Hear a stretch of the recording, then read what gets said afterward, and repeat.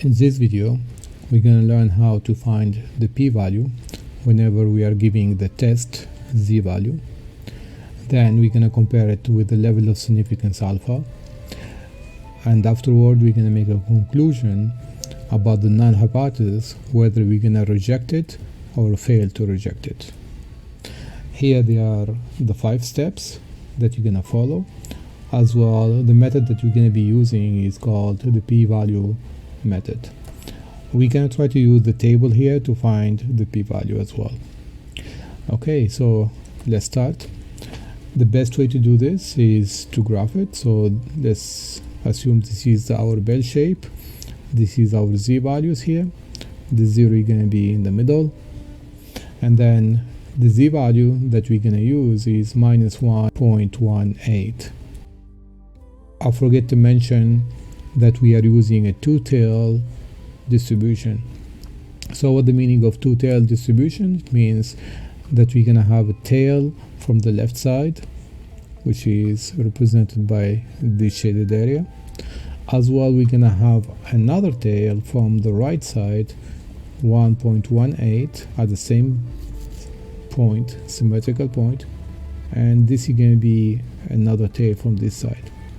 So every time we are using a two-tailed, we're gonna have only half of the p-value from one side and another half from the other side.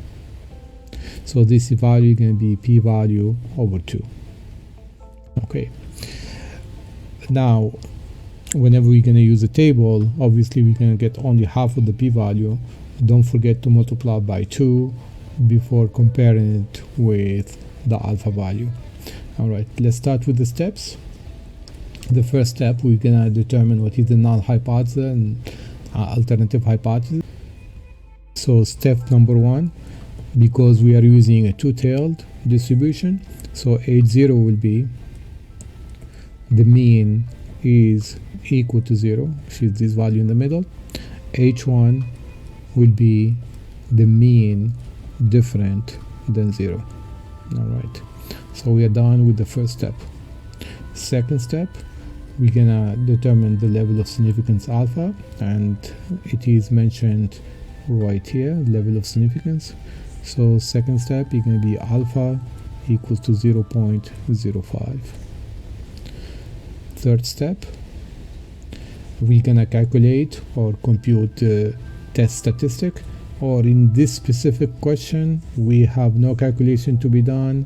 We got already the z value here, so we just have to type it in or write it in.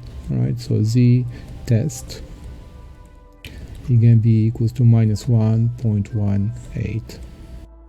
Step number 4, we want to determine what is the p-value. So the p-value is always given by the z test value. So if z test value can be minus 1.18, we're going to use the table here, and we can determine what is the p-value. And remember, this is only half of the p-value what we're gonna get in here, right? So we notice here this is the left tail, so we can read it directly on the table. Let's go to the table. So our z value is gonna be minus 1.18, so minus 1.1. The 008 is gonna be here, so we have to go all the way to this value over here. So we can read it is 0.1190.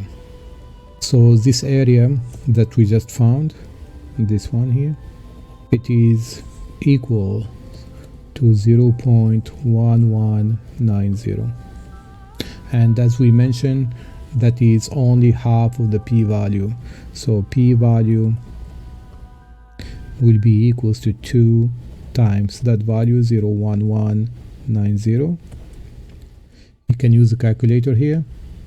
2 times 0.1190, and the value will be 0.2380.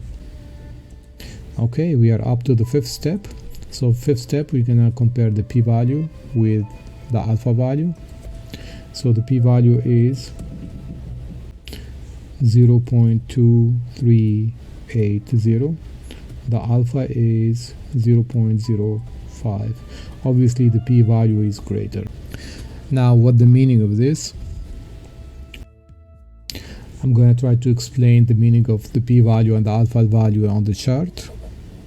Okay, so the alpha value is 0.05, which means I'm going to split that 0.05. Well, it's smaller than this tail, so I'm going to split it here.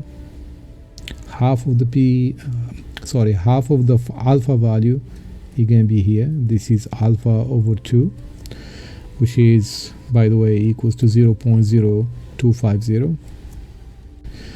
And the other half of the alpha value is going to be right here. And again, this is alpha over 2.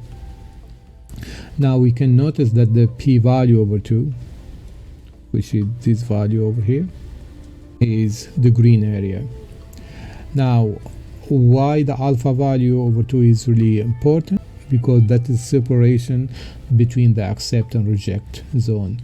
So if the p-value falls in between, you do not reject 80.